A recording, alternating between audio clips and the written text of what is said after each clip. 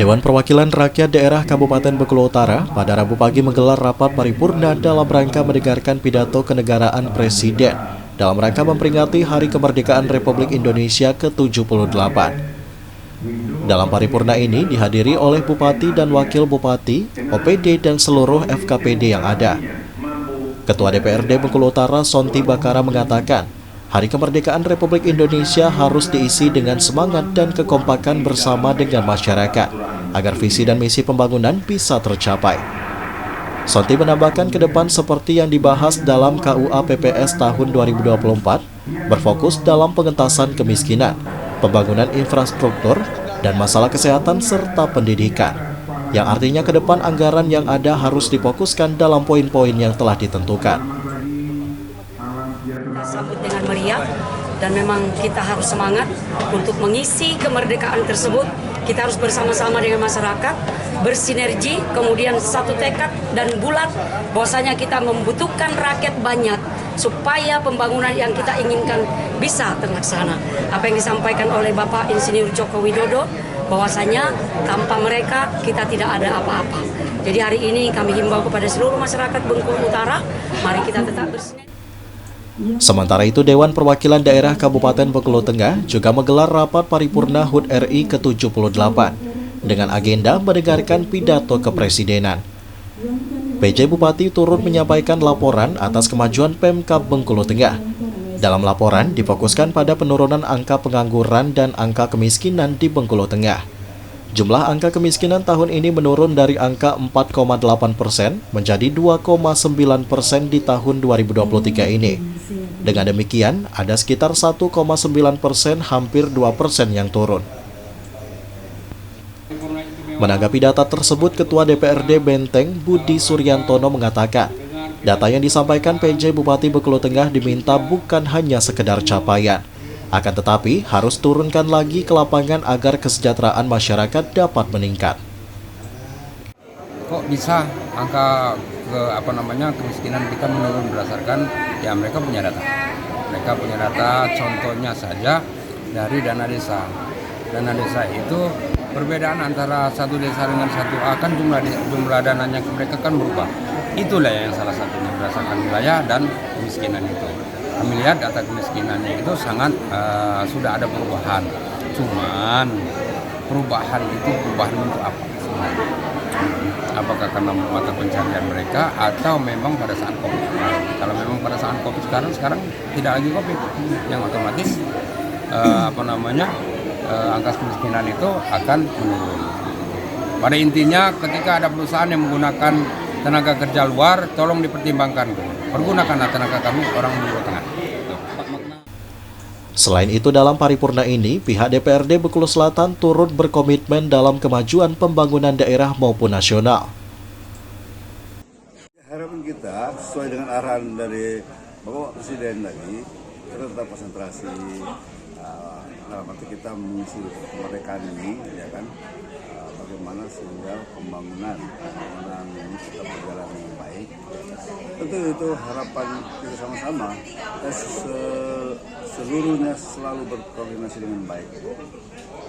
Oke, ada harapannya mudah-mudahan pertama tidak ada lagi COVID yang lain. Oke, jangan terulang lagi COVID ya, Pak ya. Oke, baik. Ternyata pertumbuhan tadi itu 5% lebih. Sementara itu, Gusnan Mulyadi selaku Bupati Bengkulu Selatan mengatakan, sebagai bentuk langkah awal dari menyukseskan pembangunan daerah, pihaknya sudah melakukan pertemuan dengan beberapa kementerian, yakni Menteri Kelautan dan PUPR, untuk mengusulkan pembangunan pelabuhan. Pembangunan dari pemerintah pusat yang bersumber dari Kementerian PU. Yang kemudian tadi terakhir kami ketemu dengan Menteri KKP, yang kami sampaikan beberapa hal tentang potensi Bengkulu Selatan di perikanan laut, perikanan tangkap maupun perikanan budidaya. Salah satunya kami sampaikan tentang pelabuhan pasar bawah yang saat ini sangat dibutuhkan oleh masyarakat karena memang masyarakat banyak kerugian atau tidak bisa melaut dikarenakan ganasnya ombak sekaligus sempitnya muara Sungai Mana. Kemudian Selain itu, paripurna di DPRD Kabupaten Kepahyang dipimpin langsung oleh Ketua DPRD Kabupaten Kepahyang Windra Purnawan.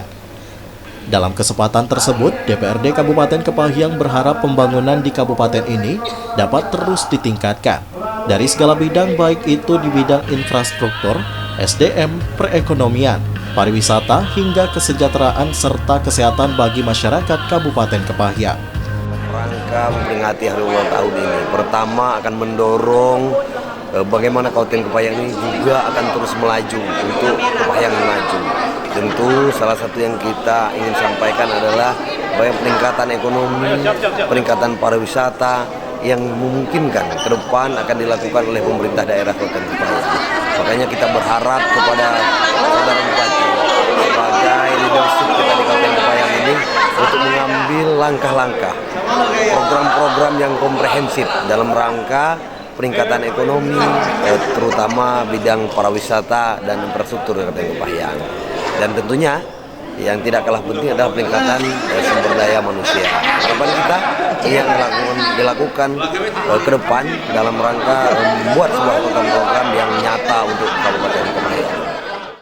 Di sisi lain, Bupati Hidayatullah Syahid menyampaikan peringatan HUT RI ke-78 ini merupakan suatu bukti dari pejuang-pejuang terdahulu untuk merebut kemerdekaan. Untuk itu, ia berharap seluruh lapisan masyarakat Kabupaten Kepahyang dapat bersama-sama mempertahankan kemerdekaan dengan cara bersama-sama membangun dan meningkatkan kemajuan Indonesia. Dalam rangka dengan pidato Presiden dalam rangka hari ulang tahun ke-78 kemerdekaan RI. Kalau di masa lalu para pahlawan, pejuang dan suatu bangsa mempertahankan merebut kemerdekaan. Jadi sekarang ini ada tugas kita generasi selanjutnya untuk mengisi kemerdekaan itu dengan pembangunan di segala bidang dan memberikan kontribusi share kita kepada negara sesuai dengan tugas dan fungsi kita masing-masing sehingga kemerdekaan itu dimaknai untuk kesejahteraan seluruh masyarakat Indonesia. Sini khususnya dengan Kabupaten Kepahyang.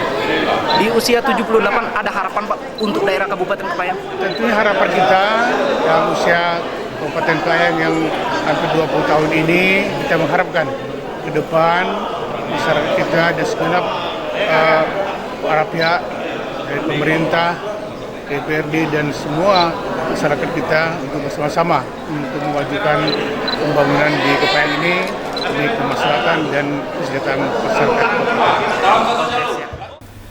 Kegiatan paripurna di Kabupaten Lebong diikuti 12 orang anggota dan pimpinan DPRD Kabupaten Lebong.